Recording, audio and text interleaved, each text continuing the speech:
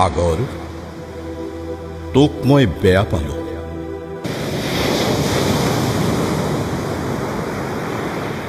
তোৰ অটল স্পৰ্শী গভীৰতা, পাৰাপাৰহীন বিশালতা, মনোমুগ্ধকৰ সৌন্দৰ্য থকা স্বত্তেও তোক মই বেয়া পালো। সাগৰ মোৰ চিধা কথা, তোক মই বেয়া পালো। তই অসমীয়াৰ হিয়াৰ আমঠু, অসমীয়া জাতিৰ কণ্ঠ, এটা যুগৰ সূৰ্যক কিয় গ্ৰাস কৰিলি? তোৰ চলনাময়ী ৰূপেৰে কিয় তেওঁক টানি লৈ গলি? কিয় তই ৰাক্ষসী ৰূপ কিয় ললি? কিয় কৰিলি প্ৰতাৰণা?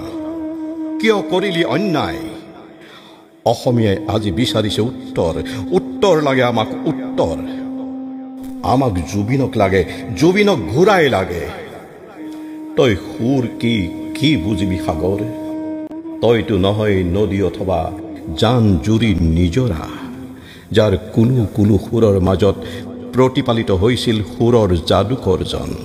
তই দুষ্কৃতিৰ অসুৰ, সংস্কৃতিৰ পূজাৰীয়ে নুশুনিলে তোৰ কৰ্কশ গৰ্জন, দেখা নেপালে তোৰ কালান্তক ৰূপ।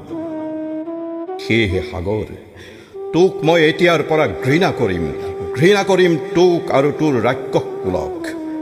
আৰু প্ৰতি বছৰৰ 19 ছেপ্টেম্বৰত নিন্দা কৰিম তোক, গৰিহণা দিব তোক মানুহে যোগে যোগে, তোৰ অমানৱীয়তাৰ বাবে, তোৰ অবিচাৰৰ বাবে।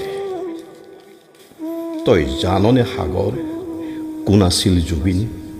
নিসহায়ৰ সহায় তেওঁ, দুৰ্বলীৰ বল তেওঁ, আৰ্তজনৰ সাহস তেওঁ, অন্ধকাৰত থকাজনৰ পোহৰ তেওঁ, নিৰাশাত আশা তেওঁ, গছ বনক ভাল পোৱাজন তেওঁ, নিমাত পশু পক্ষীক মৰম দিয়াজন তেওঁ, অসমীয়াৰ প্ৰাণ তেওঁ, মানুহৰ ভগৱান তেওঁ, কলিযুগৰ অৱতাৰ তেওঁ, কৃষ্ণৰ মুৰুলী কণ্ঠত থকাজনেই তেওঁ, কাকো খাতিৰ নকৰাজনেই তেওঁ।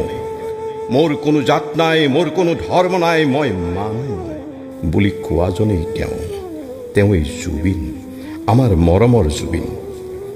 পুনশ্চ সাগৰ তোক মই বেয়া পালো।